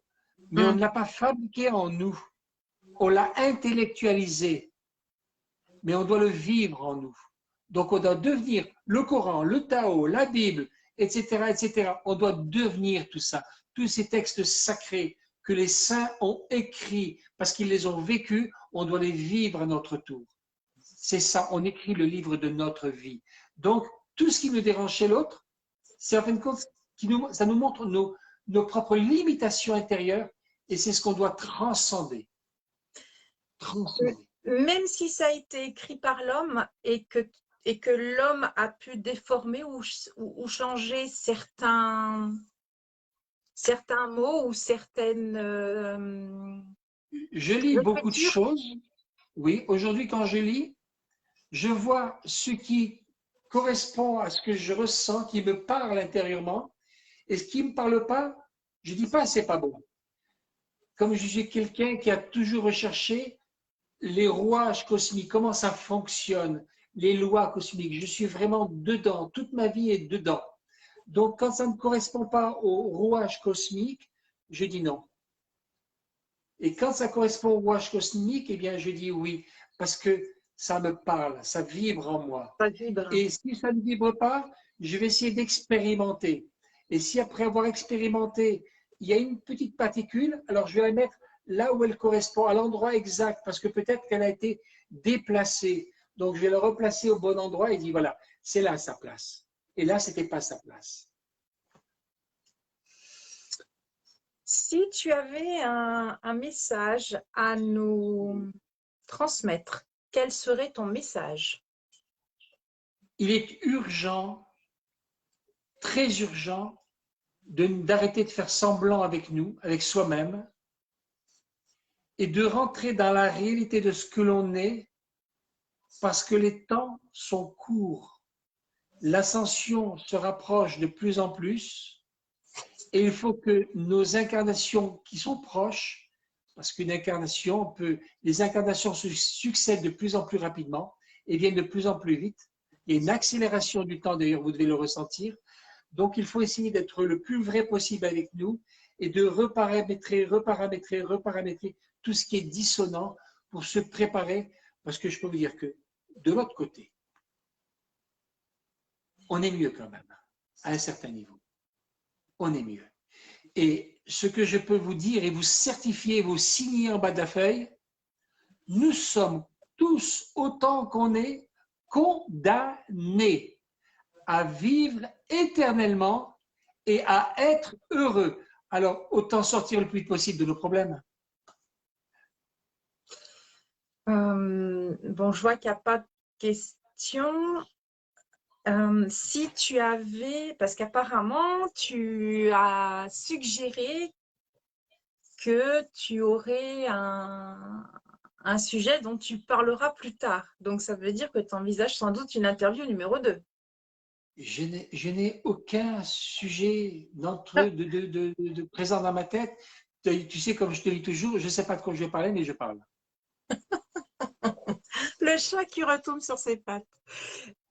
Je suis capable de faire 48 heures de conférence avec de 9h du matin jusqu'à 19h le soir et pendant 2 jours et sans rien préparer. Non, je sais. Je parle de mes vécus. Je ne parle pas de ce que j'ai lu et que je vais mettre de classer phrase après phrase, comment dire, chapitre après chapitre. J'ai vu faire des conférences de Nouvelle Lune, arriver devant les gens et dire je ne sais pas de quoi je vais vous parler. Alors, quelqu'un a-t-il une question? Oui, là, il y a une question. Là, il y a une question. Et là, ça partait. Donc, Voilà. s'il doit y avoir encore un suivi, je suis tout à fait d'accord. Venez avec une question ou deux, et de question en question, on partira, on développera un sujet. Alors là, il y a une parce question. Que je n'ai pas de vécu, je ne parle pas de… Voilà. Attention, parce que ça va vite partir, parce qu'il y a beaucoup de commentaires, donc j'ai du mal un peu à suivre. Il y a Robin qui demande « Et comment transcender ses croyances et blessures ?» Ah, les blessures. Eh bien, tant que ça nous chatouille quelque part, c'est que ce n'est pas transcendé. Ses croyances, comment transcender ses croyances et blessures? Eh bien, les croyances sont déjà des blessures. Oui, je suis d'accord. Donc, tout ce qui est formatage, comment on le voit, on dit, ah là, je ne suis pas d'accord. Pourquoi tu n'es pas d'accord? Ah, parce que quoi? Et là, on commence à poser la question. Il faut chercher la racine de la racine de la racine. Exemple, je suis gourmand, j'aime manger des gâteaux, des mini-gâteaux, de la chantilly partout, je ferai des festins de gâteaux. Alors, pourquoi je suis gourmand? Ah, je suis gourmand parce qu'en fin de compte, j'ai un vide ici, puis il faut que je comble. Alors, ok, j'ai trouvé une réponse, il faut que je comble. Le lendemain, mais pourquoi il faut que je comble? Alors là, il faut trouver une réponse, c'est déjà plus difficile. Et on va chercher une réponse. Et on va trouver une réponse. Ok, c'est bien. Le lendemain, on prend cette réponse, on la transforme en question. Et pourquoi? Et pourquoi? Et chaque jour, et de racine en racine, on va arriver au germe, à la racine des racines. Et on va dire, ah, je suis gourmand de chocolat, de sucre et tout ça, parce qu'en fin de compte, j'ai un vide émotionnel, je suis dans une insécurité émotionnelle tellement profonde, parce que je n'ai pas rencontré l'amour en moi. Alors, on va commencer à chercher à combler ces vides. Et quand on a comblé ces vides, on n'a plus besoin de gâteaux, on n'a plus besoin de chantilly, on n'a plus besoin de tonnes de chocolat, on n'a plus besoin de rien de tout cela. Parce qu'on vit l'amour profond en soi, parce qu'on a trouvé la paix en soi, on a trouvé la joie en soi, parce qu'on est dans le partage permanent avec nos amis. Christelle pourra vous dire, on peut parler 2 heures, 3 heures, on va rire aux éclats pendant 2 heures, 3 heures, 4 heures, avec des futilités, des choses qui surprennent, mais d'une légèreté tellement gentille, tellement sensible. Voilà, et c'est facile. Et quand on rit, eh bien, le rire déjà est un nettoyage en soi. Avant de venir vous parler, On était en train de rigoler de mille petites choses, des babioles insignifiantes, vrai ou faux? Ah oui, oui, oui, parce que… Oui, Et oui, tout à jamais il y aura dans mon langage des grossièretés, dans mes idées des grossièretés, parce que tout ça, je l'ai banni de moi. Mais on peut parler de choses qui surprennent et qui font rire aux éclats avec 3 fois rien. Et c'est ça qui est génial. C'est la vie simple. Il n'y a plus de questions. Alors, si tu avais un mot ou une phrase pour le mot de la fin de cette interview, ou la phrase de Alors, la fin de cette interview. vous entendez souvent parler et dire « Demande à l'univers et l'univers vous donnera ». Alors, faites attention à ce que vous demandez. Faites très attention. Parce que l'univers donne vraiment tout, même ce qui est mal demandé. C'est le mot de la fin. Ça veut dire soyez prudents. Comme disait le Christ, soyez sages comme la colombe, mais prudents comme le serpent. Donc faites attention à ce que vous demandez dans votre boîte à penser. Attention. Et cherchez toujours à rectifier les petites choses parce que, comme il est dit, cherchez le royaume des cieux et sa justice, c'est Jésus qui le dit. Et tout vous sera, tout vous sera donné par surcroît. Ce qui veut dire que plus vous allez vous élever, plus je vais m'élever dans la sagesse, dans la compréhension, dans la recherche de l'épanouissement. Et plus le reste va m'être donné. Qu'est-ce que le roi Salomon a demandé? Quand l'ange l'a dit, demande-moi ce que tu veux et je te le donnerai.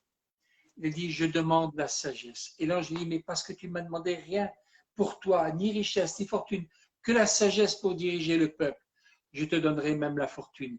Et il est dit qu'il a rendu les pierres de Jérusalem, l'argent à Jérusalem, aussi commun que les pierres du chemin.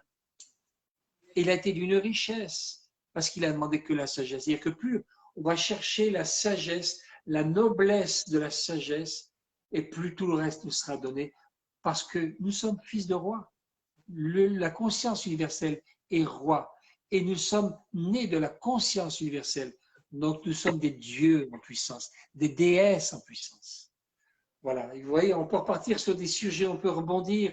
Il y a des ricochets de 1000 parts qui peuvent se ressurgir. Voilà, le mot de…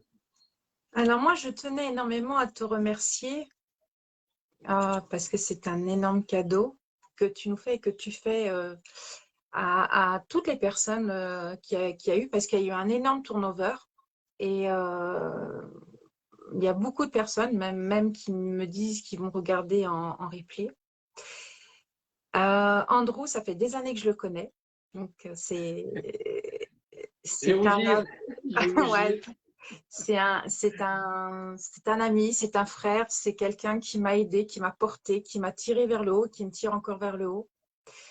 Vous pouvez le retrouver sur Pensée thérapeutique. Pour ceux et celles qui ne le connaissent pas, c'est les textes des fois que je poste sur Pensée thérapeutique.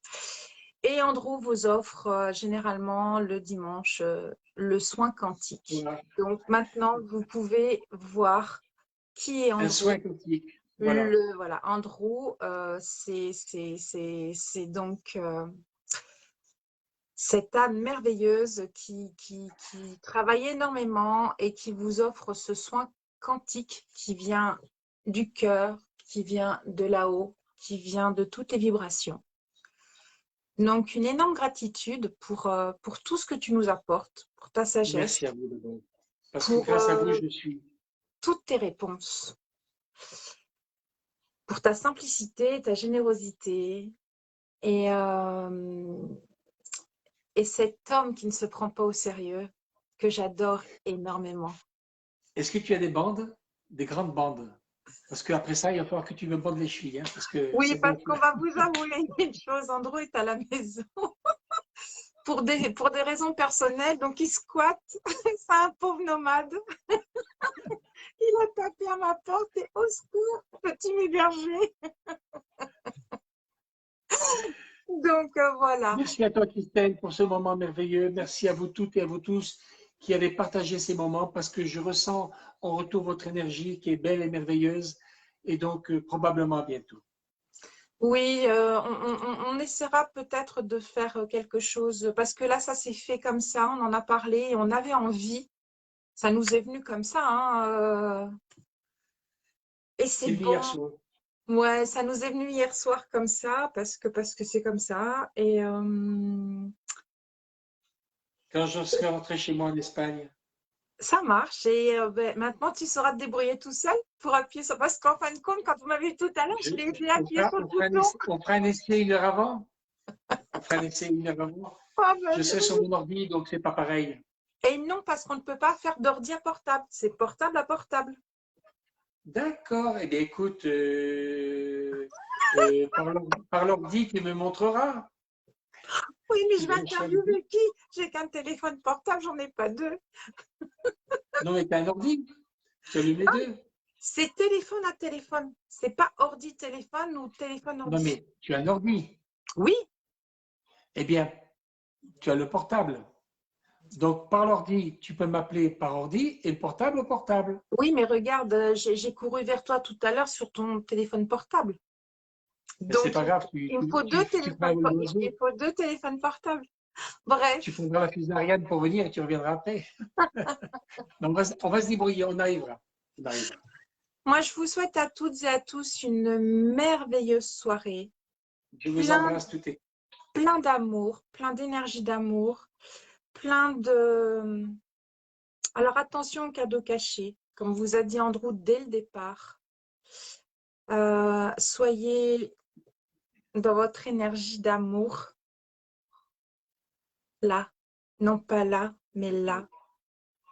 Aimez-vous, osez être simplement vous et appréciez chaque jour, chaque moment.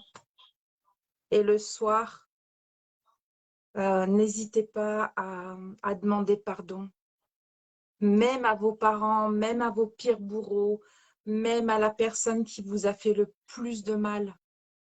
même si les personnes sont décédées, Oui, parce qu'elles entendent. ne soyez pas dans la rancœur, ne soyez pas dans le mal-être le soir, parce que c'est tellement important quand on se couche. Et puis, si vous n'arrivez pas à dormir, on va vous donner une astuce. Mais je vais laisser Andrew vous donner l'astuce parce que je la connais déjà, les fréquences. Ah, les fréquences.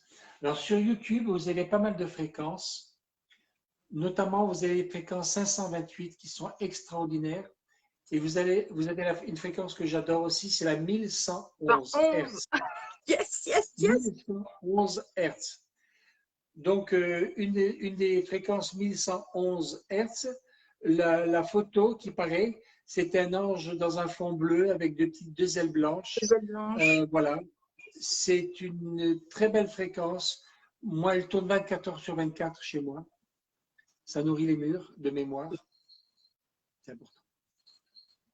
Oui, ça nourrit plein de choses, hein. Les fréquences, alors pareil, il y a la 400. Il y a C'est la la, 432, il y a la et c'est la, 741, il y a la oui, mais c'est laquelle 405. que nous avons mis tout à l'heure. Il y a les fréquences des 7 chakras aussi. Oui, c'est celle. Chaque Oui, chakra possède une fréquence. oui.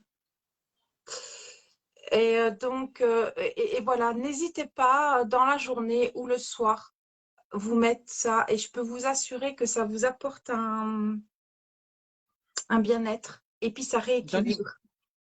Dans l'historique de pensée thérapeutique, si on va dans l'historique, les photos, chacun pourra retrouver à un moment donné une photo avec des valeurs fréquentielles écrites. Vous cliquez dessus pour voir et vous avez toutes les fréquences chakra par chakra. Oui. Je le republierai bientôt. Je rentre chez moi mardi ou mercredi, donc je le mettrai à partir de donc la semaine prochaine. Voilà, Je donc mettrai surtout n'attendez pas un soin quantique ce dimanche parce qu'il n'y en aura pas, mais il y en aura un non, dimanche prochain. Hein. exact. Dans 8 Le jours. dimanche matin, on se connecte un petit peu, on se fait un petit coucou, on se fait 2 heures de soins parce qu'on ne peut pas se séparer Non, on avec est d'autres une petite personnes. équipe. Voilà. Voilà, avec une magnifique, enfin pareil, une magnifique famille de cœur où on se retrouve le dimanche matin, où déjà Andrew a déjà bien préparé le soin que vous recevez tous les dimanches, enfin régulièrement le dimanche soir. Et puis ben, nous, on se fait un petit soin entre nous. Donc voilà, donc je vous ai présenté Andrew Roger, mais qui est cette magnifique Qui est Andrew. personne qui a la page Pensée thérapeutique. Je pense que tu n'en as pas d'autres, hein? Non. Voilà, ancien minéraliste. Toujours attaché aux minéraux. Oui, mais bon, quand je t'ai connue, tu étais à Saint-Guilhem-le-Désert, donc et Oui. maintenant en Espagne, donc on va arrêter parce que sinon là tu vas devenir. On est reparti dans les valeurs des minéraux, ce qu'ils apportent, etc., etc. Non, non, c'est fini. Ouais, c'est fini. C'est pour ça que je dis ancien, parce que maintenant tu es Oui. passé carrément à autre chose. On vous souhaite une, enfin, pardon, je vous souhaite pour ma part une très On très vous belle souhaite, et oui. douce soirée. Et On je vous laisse souhaite. le mot de la fin à Andrew et je termine l'interview. Bonne soirée, bon appétit si vous n'avez pas mangé, bonne digestion, bonne pensée pour ce soir et passez une très bonne nuit dans les bras de belles énergies. Ouais. Gratitude pour ce moment. On vous aime.